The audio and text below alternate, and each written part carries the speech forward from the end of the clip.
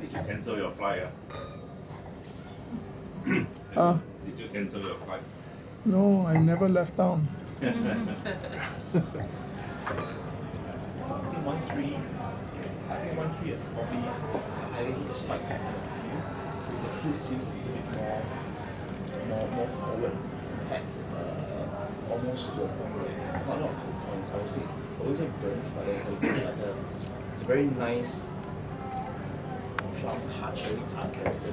But this forward sweetness to 1-3, but actually 1-2 itself, like, seems to feel a little bit more even up. You don't feel there's a lot, like a sudden spike of fruit. I think it's a little bit more even and more toned. But I agree with that. I think 1-4 seems to have best. Together, there's a little bit more, really soft. Did you say there was 8% Cabernet Franc in it? The 1-4? Yeah. 798 in terms of the percentages of Cabernet. Probably gave it more backbone. So which one is the warmest? I would say 13. I think 12. 12, I said 12. I think 12 overall like warmer, but 13 got some heat spike. Yeah, I think so. Oh, okay, we're changing that. So you think 12 overall? 13 seems like the obvious one.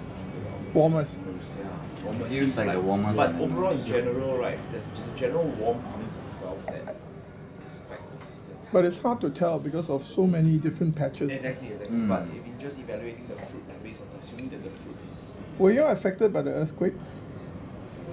In 2012? When was the last earthquake in Maipo? No, in 2010. 10. Yeah. Were you I affected? think No. 13 warmest. You got more volcanic soil. More vibrant. So what's your conclusion? I would say I feel that 13 is warmer by a hair's breadth over 2012. I feel that 14 is probably slightly the coolest of the three. Let's talk through, we still won't say anything, but let's just talk through the characteristics of the wines and their tannins. So let's Actually, stick the with... phenolics 13 is a little Yeah. Which one? The phenolics. 14 aside, 14 seems to be more outlier. So the terms of the ingredients and the phenolic grape, I think 13 seems a bit more. Okay, so what are you saying there though, Gerald? You're saying phenolic grip and greenness, that implies more of a, I don't think it's really greenness anyway, but herbaceousness, minerality, that usually comes from a cooler vintage. So in fact, actually, of the three of them here, 13 was the coolest vintage. In all the history. But if in all the history, yeah. So, but if we start with 13 and we taste that together now, you get much more minerality even on the nose than I get more sort of cooked fruit on 12, but a lot of minerality on 13. I don't get greenness, but I know I get herbaceousness, and I know exactly what you mean there. It reminds me of red bell peppers. It reminds me a bit of red bell peppers. Well, exactly. So you're actually observing the correct factors, but you're not coming to the correct conclusion after it. So once you get things like bell peppers, minerality, etc. in there, that usually would imply a cooler vintage rather than a warmer vintage. Interesting. But what about the bonus of fruit? Just a bit more ripe, more warm. I think it's not. It's a lighter. It feels a sort of on the palate. It feels a lighter vintage. So maybe you're feeling more of the fruit because again of the expression of the vintage, and that minerality is really lifting it in there. I think so. Can't get minerality yet. And also in terms of tannin, I think this vintage, the 2013, has more finesse in terms of palate because the tannin is very soft, very smooth, like a very silky tannin. If you compare with the 2012, for example. Then if you go back to 2012, you'll feel much richer, riper fruit. Maybe, into using your words, not as fruit forward because it's not as, it's more freshly picked fruit here, which is giving a sensation of fruit forward because it is freshly picked. But again, that's a reflection of always a cooler vintage rather than a warmer vintage.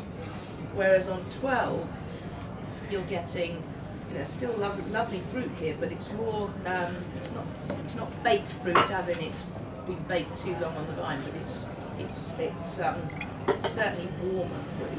Yeah, it's like more mature. And in terms of tannin, you feel more not light like the velvet, like the. You feel more the tannins of the Cabernet Sauvignon. I thought I got more erasing characters on 12 for me. Okay. That's right. Can you see if you go back to them now how you think 12 is warmer than 13? I mean, but you know, 12 considered to be an absolutely fantastic vintage. I mean, that was one of the vintages that put Dom Melchior in the top 10 of the wine spectators sort of wine. So, But I kind of like the 213 better, somewhat. So.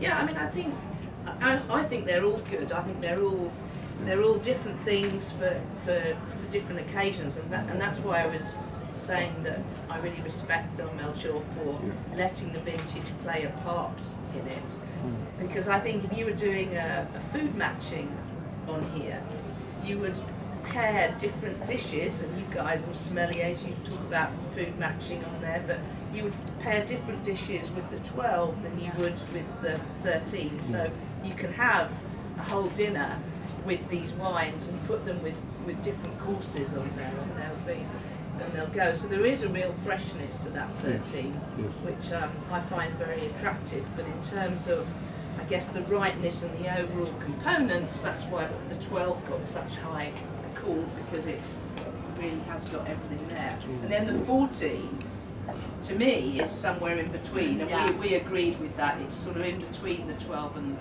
13. And you know, if I was to be given a bottle to take home, you know, if you had to choose one, at the moment, at this particular point in time today, tasting them, 14 is my favourite. For me, the same today. But you know, we all know we could taste tomorrow, and it could be something different. But what I think is amazing about these wines is that they've got a future ahead of them of sort of 30, 25, 30 years, but they're immensely drinkable and enjoyable in their youth. And that's a real credit to you and the winemaking, because that's actually quite a difficult feat to achieve on there, because Cabernet Sauvignon itself is a pretty thick-skinned variety. It's got high tannins on there, so to get the elegance and finesse in a cool vintage, such as cooler vintage, such as 13, is really, you know, down to very good sort of winemaking and tannin management, as you were saying. I mean, you'd have to have been. You can talk to us a little bit about that, but you'd have to have been very careful with your tannin extraction on 13, because otherwise you would end up with a lot of greenness on a vintage like 13, and it isn't there. So it's all just because of that we manage totally different. So could you tell us about, I mean, how, for example, in